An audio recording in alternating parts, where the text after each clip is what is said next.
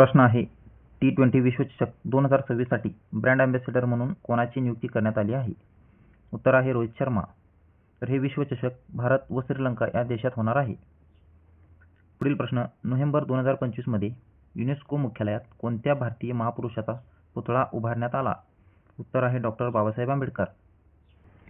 पुढील प्रश्न, Aussie index हा युद्ध सराव कोणत्या देशादरम्यान होतो?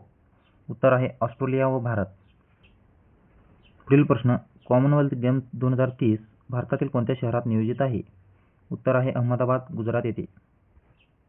पुढील प्रश्न, महाराष्ट्राचे नवीन महाधिवक्ता कोण बनले आहेत? उत्तर आहे श्री मिलिंद साठे.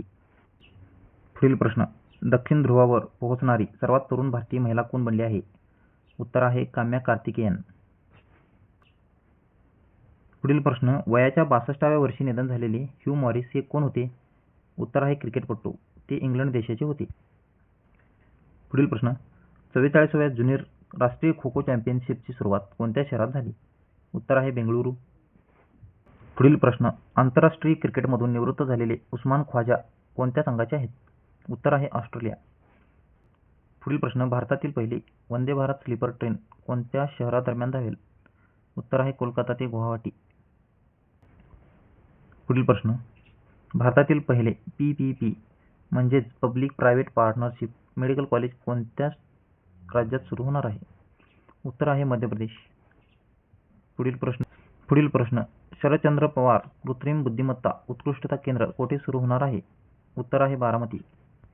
पुढील प्रश्न, सध्या हिमाचल प्रदेशचे मुख्यमंत्री कोण आहेत?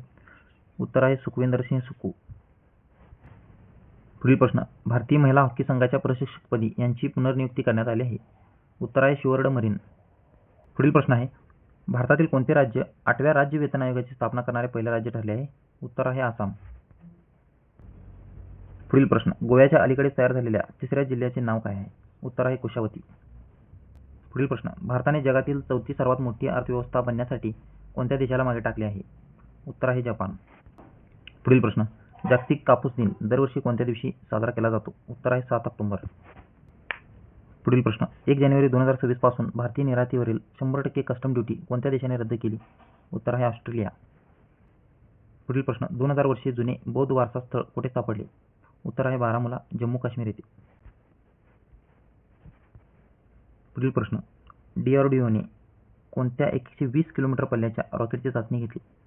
उत्तर आहे पिनाका, ओडिसा चांदीपूर येथून. पुढील प्रश्न, 33 वर्षांनंतर पुन्हा टायगर स्टेट म्हणून घोषित झालेले राज्य कोणते? उत्तर आहे गुजरात. पुढील प्रश्न, BWF ॲथलीट कमिशनच्या अध्यक्षपदी कोणाची नियुक्ती झाली? उत्तर आहे PV सिंधू.